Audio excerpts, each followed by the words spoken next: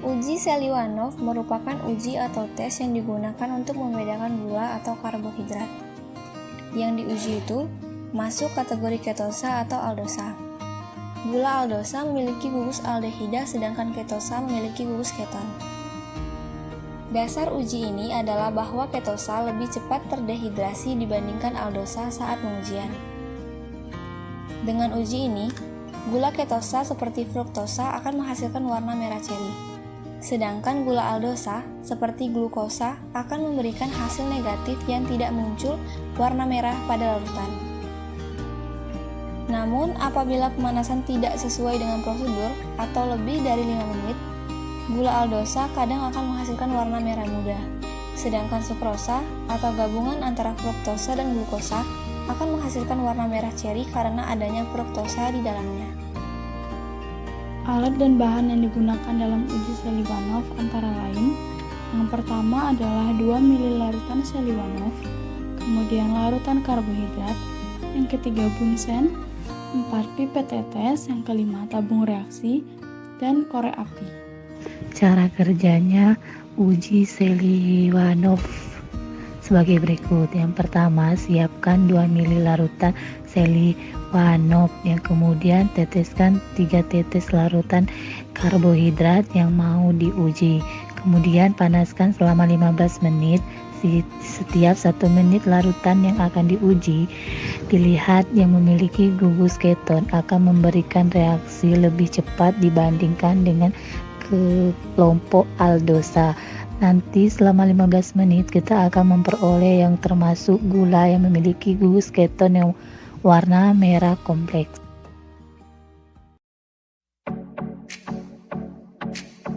Lemak dan minyak yang acap kali disebut trigliserida adalah anggota dari keluarga lipid.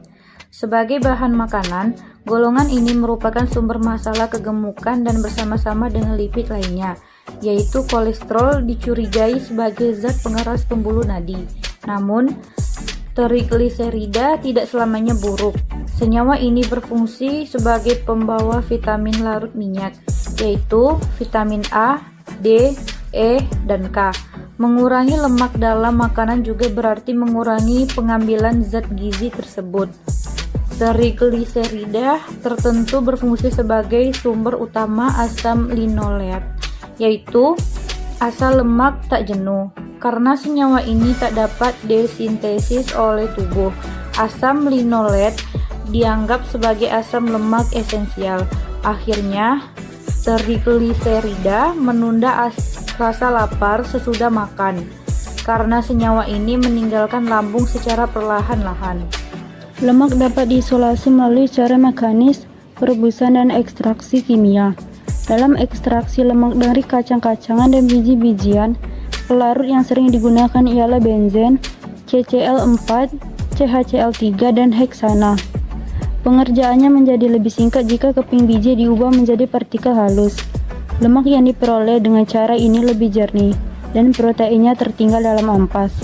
Lemak yang dihasilkan dengan ekstraksi perlu dimurnikan dari pengotoran, zat warna, asam lemak bebas, dan senyawa keton. Alat dan bahan. Alat-alat yang digunakan pada praktikum kali ini adalah tabung reaksi, pojepit tabung, pipet ukur, dan pipet tetes. Bahan-bahan yang digunakan pada praktikum kali ini adalah minyak tegi, alkohol 96%, kalforum, aquades, dan larutan Na2CO3 0,5%. Cara kerja uji keasaman lemak. Pertama, siapkan 4 tabung reaksi yang bersih dan kering, berturut-turut diisi dengan aquades, alkohol 96%, kloroform, dan larutan Na2CO3 0,5% sebanyak 1 ml. Kedua, masukkan 2 tetes minyak ke dalam tabung reaksi. Ketiga, uji larutan yang ada di dalam tabung reaksi dengan kertas lakmus. Dan yang keempat, amati perubahan warna yang terjadi pada kertas lakmus.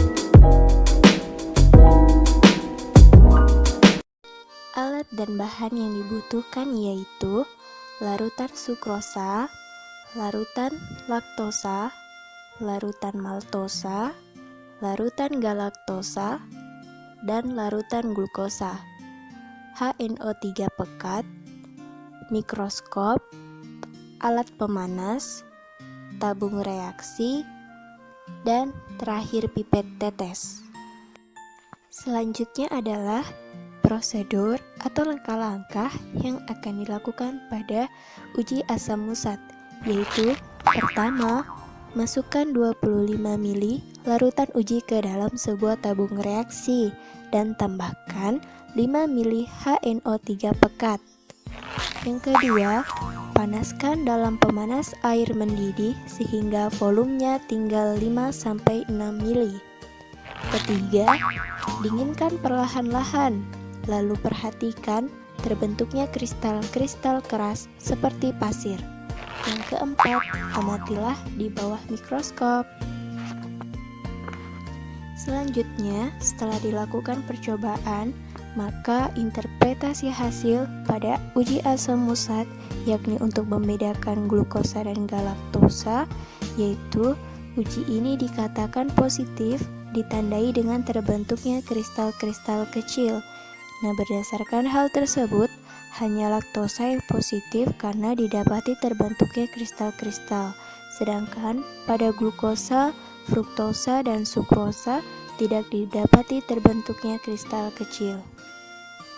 Dengan demikian, kesimpulan yang didapat dari uji asam musat yaitu glukosa dan galaktosa dapat dibedakan dari adanya kristal-kristal kecil yang terbentuk. Pada laktosa menghasilkan asam musat yang berbentuk kristal-kristal kecil. Demikianlah video ilustrasi praktikum uji asam musat